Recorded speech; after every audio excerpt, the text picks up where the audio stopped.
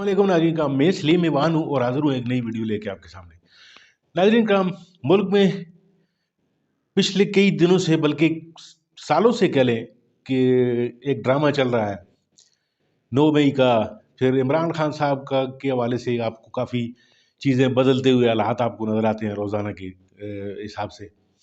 नाज़रीन कराम, अभी भी एक टॉक शो है, उसमें मंसूर अली खान साहब जो हैं वो कुछ बातें कर रहे हैं। मुनीब फारूक साहब जो हैं वो होस्ट हैं इस प्रोग्राम के।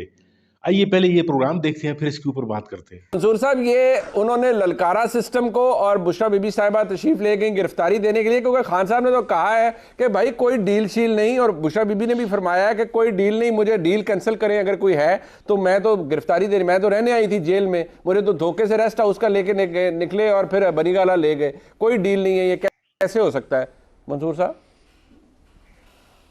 मुनीब साहब, मेरा इसमें जरा टेक थोड़ा सा डिफरेंट है। Could be the unpopular take, लेकिन मेरा जरा टेक इस पे डिफरेंट है। अच्छा, वो ये है कि यहाँ पे हम पाकिस्तान तहरीक इंसाफ के हवाले से बुशरा बीबी या इमरान खान साहब के बारे में हम तनकीद करें, और करनी भी चाहिए। अगर उन्होंने डील किया तो बिल्कुल करनी चाहिए। नुसरत साहब एक सीनियर जर्नलिस्ट हैं, वो ये रिपोर्ट कर रहे हैं कि ऐसा हुआ है कि डील के नतीजे में ये सब कुछ हुआ है। तो फिर सवाल उठता है कि डील एक शख्स की तो नहीं होती ना। हाँ। डील तो दो अफराद की होती है, दो एंटिटीज की होती है आपस में। बिल्कुल। और सवाल ये है कि डील हुई किसके साथ है, किसने ये सब कुछ किया है। क्योंकि चलें, वो तो मुश्किल में है ना, उन्होंने तो रास्ता फरार इख्तियार करने की कोशिश। अब हम बैठ के अगला आधा घंटा इनका मजाक भी उड़ाना भी चाहिए कि भाई आप तो कहते थे एनआरओ नहीं दूंगा, तो इसका मतलब खुद एनआरओ आपने ले लिया। बिल्कुल ठीक है, मजाक उड़ाना चाहिए और कहना चाहिए कि जनाब कैसा यू टर्न मारा है आपने। बिल्कुल ठीक है, ठीक। बट सवाल ये है कि कोई डील देने वाला भी तो है ना। एब्सोल्युटली, बिल्कुल है। किसी ने ये फैसिलिटी दी है। वो फैसिलिटी किसने दी है? वो किसने ये फैसिलिटी दी है कि एक ऐसी खातून जिसको 14 साल कैद की सजा सुना दी गई है, वो इस सिस्टम में से निकल के अपने घर तक वापस चली जाती है? सर, आखिर वो कौन से ऐसी ताकतें हैं, वो कौन से ऐसे अफराद हैं जो काकड़ साहब कहते हैं ना मैनू पता है, वो कहते हैं मुझसे तो मशावरत ही नहीं हुई। निगरान वज़ीर दाखिला कहते हैं मुझे भी कुछ नहीं पता। तो फिर मंसूर साहब आपको पता होगा ना। नहीं, वो सही कह रहे हैं, वो दोनों बेचारे सही कह रहे हैं। आप उनके ऊपर क्यों इल्जाम लगा रहे हैं? वो इस सिस्टम के अंदर उतने ही पावरफुल हैं जितना इस वक्त इमरान खान है। वो भी अडयाला जेल में है ना, तो जितनी को पावर इमरान खान के पास है, उनके पास भी तकरीबन इतनी पावर है। कमाल है। निगरान मेरा सवाल ये है कि यहाँ पे अगर हमने बैठ के इमरान खान कितना ही बुरा क्यों ना हो, है पाकिस्तान का एक साबिक वजीर आजम, है एक सियासतदान। बिल्कुल, हम लोग बैठ के आधा घंटा बैठ के नवाज शरीफ और इमरान खान को जितना मर्जी बुरा भला कह ले कि ये लोग डीले खड़काते हैं, वादे कुछ करते हैं, दावे कुछ करते हैं और डीले खड़का के बाहर निकल जाते हैं।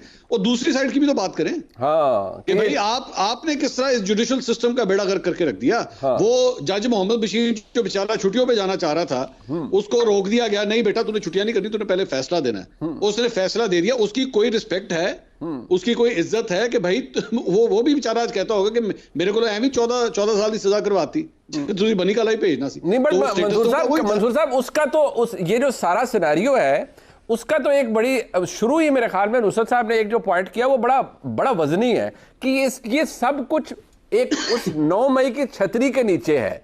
उसको कैसे रिफ्लेक्ट करेंगे उसके ऊपर आपके? ये नेचुरली उसका आउटपुट तो मैं बताता हूँ जी सर, मैं बताता हूँ। बात यह है कि जब नवाज शरीफ को सजा हुई तो आप खुद भी एक लॉयर हैं, आप इस बात को मानते हैं कि पनामा का मामला चलाते आपने अकामा में उड़ा दिया। ऐसे ही चलें, ठीक है, ऐसे ही। अब यहाँ पे 9 मई बिल्कुल उड़ा के रख दें, जिसने 9 मई किया आप उड़ा के रख दें, बिल्कुल भी लीनियंसी मत शो कराइए। ठीक, क्या पाकिस्तान तहरीक इंसाफ 9 एक दहशतगर्द जमात डिक्लेयर हो गई है? नहीं।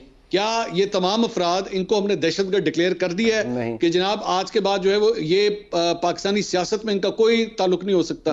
अगर तो ऐसा हो गया तो फिर इनके साथ जो मर्जी करें। लेकिन मेरे भाई 9 मई के चक्कर के अंदर जो है वो ये तो नहीं हो सकता कि आप हर बात किए जाए, हर चीज होती रहे कि जी चूंकि तो 9 मई कितना नहीं छड़ना, चूंकि तो 9 मई कितना नहीं छड़ना। हाँ, 9 मई के जो मुजरिम है उनको आप करारवा की सजा दें, बिल्कुल ना छोड़े। अगर तो बुशरा बीबी भी 9 मई वाली हैं, उनको भी ना छोड़े, ठीक है। लेकिन ये 9 मई आखिर कितनी देर चलेगा? 2024, 2025, 2026 खत्म करें। अच्छा, मुझे उठा के जेलों में फेंक। आपकी और अपनी या हमारी जितनी भी सहाफती जिंदगी है उसके अगले 2-3 साल तो इसका शोर मुझे कहीं कम होता नजर नहीं आता।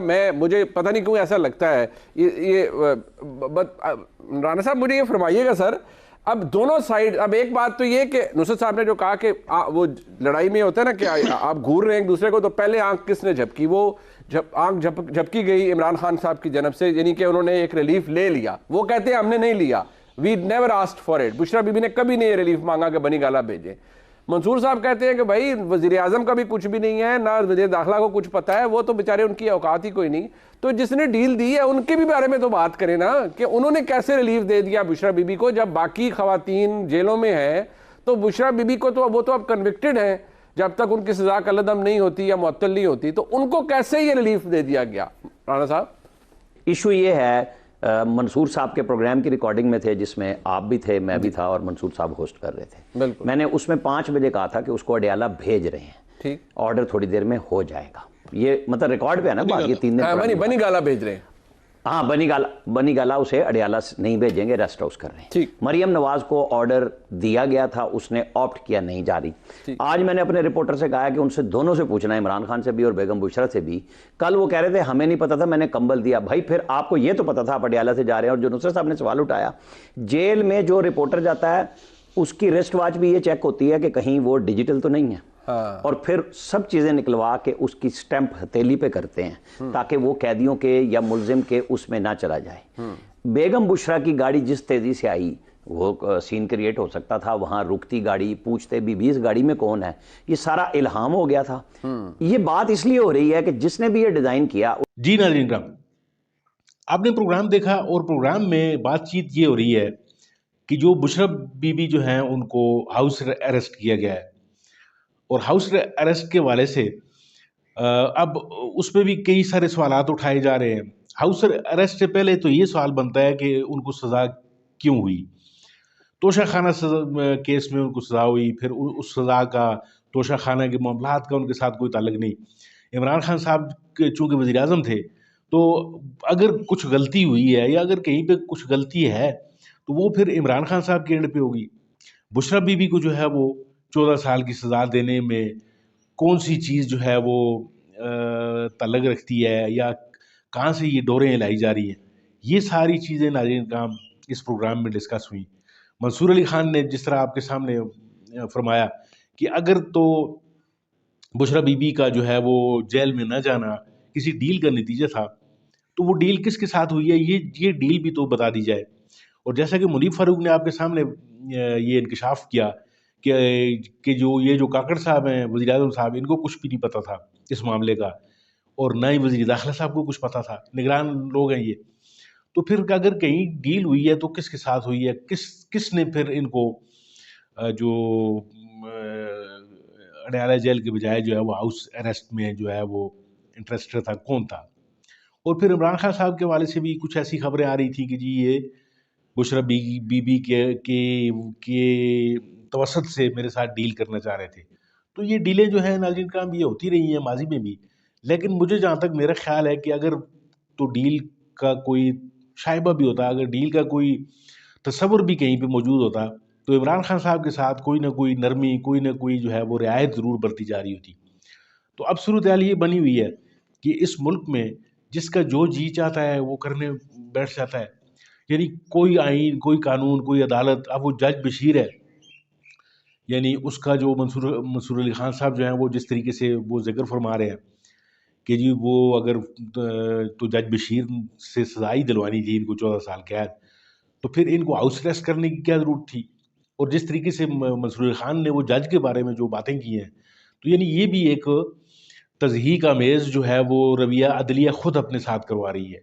यानी अगर जज बशीर जो है वो किसी इंसाफ और अदल पे मबनी कोई फ़ैसला कर देता, तो मेरा ख्याल है कि आज उसकी इज़्ज़त हो रही होती, चाहे वो फ़ैसला किसी के ख़िलाफ़ जाता या किसी के हक़ में भी जाता।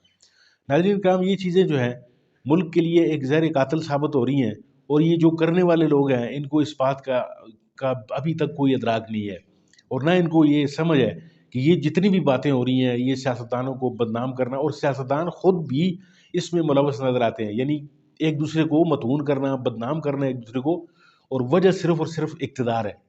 इक़्तिदार भी इसलिए है कि नाज़रीन किराम जब ये इक़्तिदार में आते हैं तो फिर ये जो हैं हर तरह की करप्शन करते हैं, हर तरह की जो है वो किक बैक्स और कमीशन लेते हैं। नवाज शरीफ का आपको पता है उसने एवन फील्ड जो मालात तामीर किए, तो अब एवन फील्ड के बगल में शायद कोई प्लाट खाली होगा कि अब वो दोबारा जो है वो इंटरेस्टेड है, चाहे वो उसका मुखालफ जो है उसको किसी भी तरीके से जो है वो जलील करके या किसी भी तरीके से उसको कुछ भी करके नवाज शरीफ को इक़्तिदार दिलाया जाए। नाज़रीन किराम, आपका बहुत बहुत शुक्रिया वीडियो देखने का।